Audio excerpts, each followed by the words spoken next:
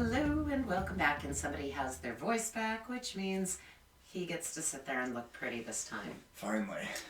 We're back to normal. So we've been doing the zombie thing. Interesting. We've been on kind of a... I think we're kind of at a stalemate right now. Simply because it seems like every zombie movie we've sat down to watch the last few weeks, which is why this video is taking so long, is because they've all been pure, unadulterated dookie. Horrible. Awful. But we have developed some little theories. We've started asking questions and looking into the history of zombies. So today we're going to kind of touch base on some of that and randomly discuss some of the zombie movies we have seen. There's a large streak of suckage when it comes to vampire movies. Vampire? Or, I was thinking zombie and their vampires. Suckage, vampire. Ba-dum-bum. But yeah, there's a long streak of suckage. Yes. However, it is a unbelievably huge chunk of the horror genre. Yes. In 2014, globally, 55 different zombie movies were released in 1 year. That's 55. insane. And that's, again, globally, but still, like, holy shit. Yeah. Well, and then you gotta wonder, how many of them were considered good, crappy, cult classics? We don't have the time to be jumping into all that. So one of the movies that we did watch was from 1983? 1980. 1980. Zombie. And so we were going through Prime, and it's on Prime for purchase, and we were going through, and it was one of those where the trailer wasn't a trailer for the movie, it was just a scene from the movie, which happens a lot with the older movies. Yeah. So we watched this, and we got invested. we were invested. By the time the end of the trailer, which was like 3 minutes long, Yeah, it was a pretty decent preview. we're like, we need to watch this movie. The regret kicked in relatively quickly. Almost immediately. Right? Yeah. What was it? You were sitting there saying, oh, we have to be about an hour into this. And it was like, no, like dude, we were 20 only minutes. like 20-something minutes in. Nobody dies for the first 43 minutes of the movie. Yeah. Yeah. I mean, you have a couple of little zombie scares and zombie attacks. However, no one seems to actually be mauled. And they answer the great old question, if a zombie was put in the ocean, yes. What would happen? Yes, the zombie would fight a shark. There was actually... That's how... I don't know whether it was good or it was bad. They fought But a shark. it is the only zombie-based movie I've ever watched where a zombie was underwater and fought a shark. Yeah. There was more... We saw this. There was more action in that 30 seconds of him fighting the shark, which was a real shark. Like, Yeah, that was awesome. it was crazy. It was insane. Weird, There was nothing animatronic about this thing. No, it was a real shark. And how the dude was moving, like, underwater, it was horrible. Like, it was so bad. He was the only zombie through the whole movie that had good zombie makeup. Yeah. Oh, it was awful. The other ones, the blood was... It was still that 1970s Was there even orange blood? tone. And let's not even get started on the score. Through the first hunk of the movie, it's all disco-y 70s. By the time you get to the close of the movie, you start hearing melodies and tunes that are very closely related to the Night of the Living Dead. Yes. Not the 68 version, the remake version. It got very, very close to that, setting that scene of what you were going to start hearing in most horror movies through the 80s and part of the early 90s. It was weird. It was like they dropped a composer partway through and picked up a completely different style of music. And, like... And these zombies were was strange. And just because we're going to be talking mainly about the evolution of zombies and such like that, so this isn't really like a full movie review thing. No. But that movie was horrible. It was really bad. It's a 1 star for sure. Yeah. Oh gosh. I'd go lower if I could. Yeah. We try to be, non-biased. So, moving on past that. The conception of your modern zombie basically owes thanks to Romero's Night of the Living Dead from 1968. Romero referred to them as a ghoulish plague monster and even stated that it was a combination of vampire zombie sort of thing going. The word zombie is actually not even used in the film. It was something that was applied later on by fans of the movie. Right. I want to go back and rewatch it because I sat and I thought on it and I was like, oh my gosh. They don't say zombie. Nope. It hadn't, like, and I had to dig a little bit to figure out why did they start calling them zombies. Well, so, like, we've watched a lot of the older ones, too. I mean, all the way back in 1932, White Zombie. Then you have 1943, I Walked with a Zombie. And we've mentioned that one before, and that one was...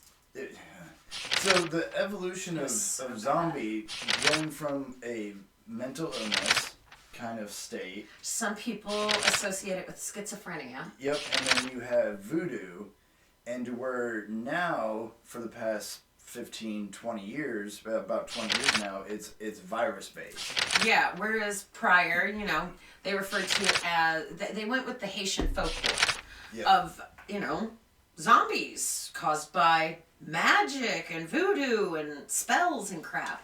Now it's carriers, pathogens, parasites. It's viral, it's bacterial, it's radiation, and that keeps, there's a radiation one. Yeah, that keeps going and going and going, and I'm kind of interested to see something different. Which well, they had the radiation one, which we didn't watch yet, but there's been a few radiation ones on the market. Yes. And also the evolution of zombies being able to basically go from a walking, slow as your average turtle to and which I love about Shaun of the Dead. Yes, I love Shaun of the Dead. They did that movie excellent, and I love how they kind of mocked the traditional zombies. Slow zombie, yeah. In the scene in the backyard where it takes them forever to even get to them. But that's the thing, again, that's the evolution of like the zombies. A drunk who's lost a bet. Yeah. And now where they're like full-blown runners, and then you know, you have like I Am Legend where, you know, they basically hide in the dark and can't be in the sunlight. I did not. No, I liked the movie and I liked the original. So I Am Legend was a book that was done into a movie called The Last Man on Earth starring Vincent Price. Yes. And they were vampires. Oh, yeah. So somewhere along the line, it got adjusted to zombie. And I loved the movie. I did. I thought the movie was great. I even had a few scenes, you know, being an animal lover, where I actually cried. But I did not like the zombies. They weren't my favorite either. I did not like them. They actually stand as some of my least favorite cinematic zombies. That's fair. They were so CG looking. Oh, absolutely. They were so CG. Absolutely. But my big issue with it was they just didn't strike me as zombie. Even though they had what you knew was they were zombies because they came back from the dead. But I don't think the way they looked. I don't think the way they looked should have been zombie. Yep. I don't think they should have been called that. In which, again, like, we were also talking, again, about the progress of zombies, where, when was the last time you heard the brains kind of thing? And where did that get started? Where did it get started, and why did it end? Yeah, like, why did they stop the vocalization? Because, again, like, watching zombie movies now, they just start eating different parts of you. You'll hear raging kind of screams, real primal noises, but you don't hear them go, brains. No, but in Shaun of the Dead they did. Yes! That's yes. Such a good movie. I loved that movie so much. I know, I've said it. But zombies have altered so much, especially in the last 20 years. I mean, they stayed pretty much the same through the 80s and a good chunk of the 90s. Yeah. And then all of a sudden, somebody decided to change up the game. I personally thought The Crazies, which a lot of people said is not a zombie movie. I've had a lot of people tell me that is not a zombie movie. And okay, it was basically like biological warfare. Contaminated water. I thought that to be a bit more believable when it's something like a pathogen, a virus. That to me seems more believable, which is why I did like World War Z. I did like it. It's a one-time watch for me, but I liked that they utilized rabies. Right. To me, that seems more believable, especially since human brain is so complex to begin with. What is the scariest thing? Infect it. Right. I could see how that might shut off a few different parts of your noggin and turn you into a bloodthirsty savage. Yeah. I could see that, but do any of you out there know why zombies go after brains? What is it about brains that's so Associated with and again, just associated with zombies. Yeah, and the zombie genre, it has expanded so much that they have numerous television shows. We are not going to talk about The Walking Dead because, I'm sorry, I did not like The Walking Dead. I did not like the idea, the concept. I think I got a few episodes in and said, nope. I've never even watched it. It basically became, melodrama, That's like daytime TV. Yeah, that's what I heard. It was very reminiscent of things like, Guiding Light and All My Children and on and on and on. And I don't dig that stuff. They've got iZombie, which I did finish that series all the way through. And I like the little tweaks they had with it, that when the zombies ate the brain, they took on the personality of the person they ate. Right, the memories and everything. Yeah, they showed her cooking brains and how hot sauce is like the only thing that I kind of liked. That it was a nice fresh take. I recently saw that, I think it's like on Disney or something, they've got like a zombie high. I have no idea. There's like 3 or 4 movies. Our daughter isn't into that kind of stuff, so we're a little out of touch. Another thing that really brought zombies into the limelight came from Wade Davis. In 1983, he did an article where he gave a pharmacological point of view on it. This is the man who wrote The Serpent and the Rainbow. It is also a movie as well as a book, and the movie's quite good. Okay. It really dives into the voodoo hoodoo from Haiti. So in 82, he takes a trip down to Haiti, and by way of being in contact with some of these witch doctors, he learns that powders are utilized. A combination of TTX, which is you find it in pufferfish, and what is it? A deliriant? A deliriant drug. When ground together into a powder, it induces a death-like state. On top of that, once this powder's blown on their face, they're believed to be dead, they're buried, that's traumatizing, and we shut down. Romero had stated that zombies are so much more than the reanimated corpses walking around. There's a metaphor behind it. It's basically a vehicle to criticize real-world social issues and ills. Things like, government ineptitude. They are completely inept. He points that out. They also do greed and then bioengineering, pointing out that just because you can, did you ever stop and think if you should? If you should. Thank you, Dr. Malcolm. Yes.